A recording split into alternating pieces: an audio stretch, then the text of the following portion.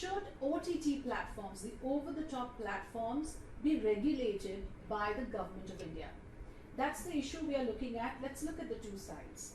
Well, on one side, there's a very strong opinion that yes, digital content must also be regulated, just like you have for print or television media, or for movies for that matter. Regulatory bodies, the Press Council of India, the National Broadcasting Association, the Central Board of Film Certification, they look after their respective media content.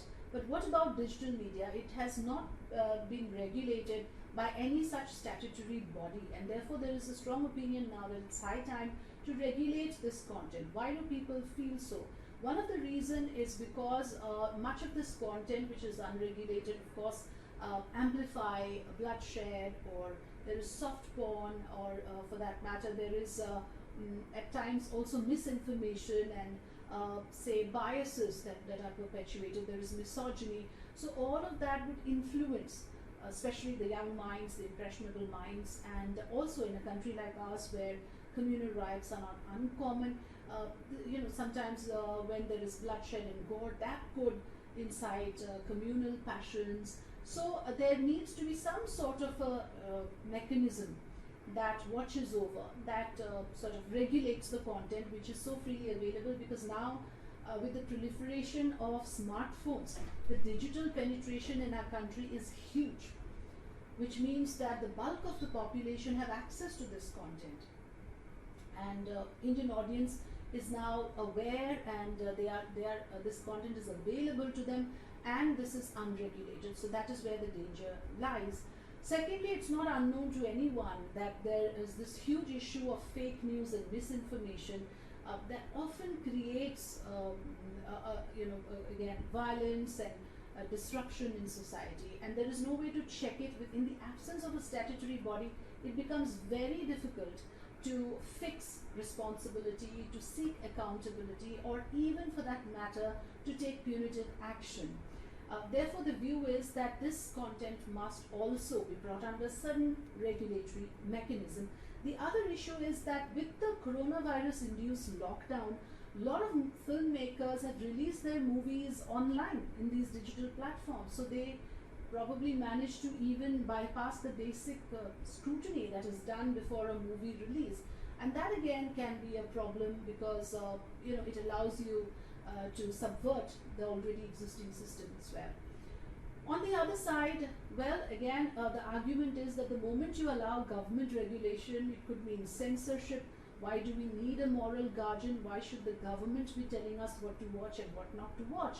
Because already many of these OTT platforms, as we all know, have inbuilt mechanism. They have age bars, so there is a lot left to the discretion of the parents. If they do not want their children to access certain kind of content, they need to follow the age appropriate content, which is always marked very clearly.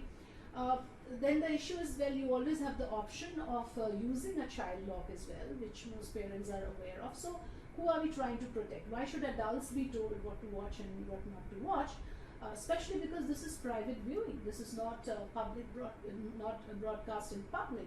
So therefore the argument is that we do not need government intervention in this. India is a matured society, and at least we have some amount of digital content which is available to us, which is unregulated or not intervened by the government.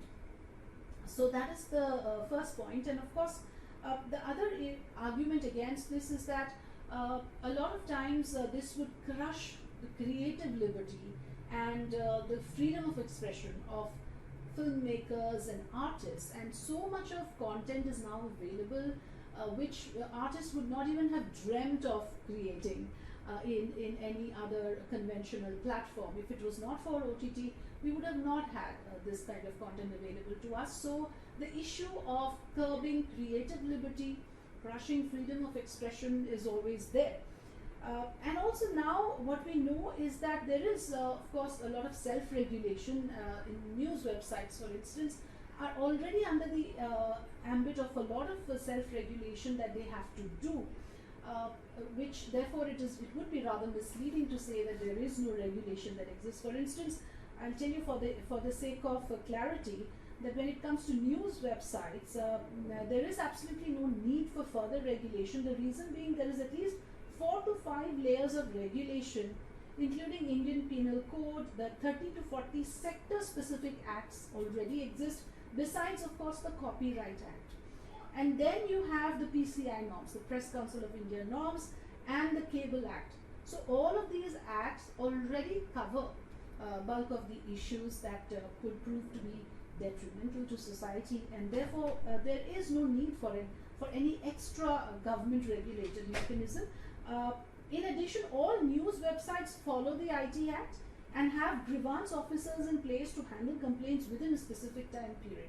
So those systems are in place. When we specifically talk about news websites, it's important to point this out. So any further government regulation again would infringe upon the liberty of the press as well.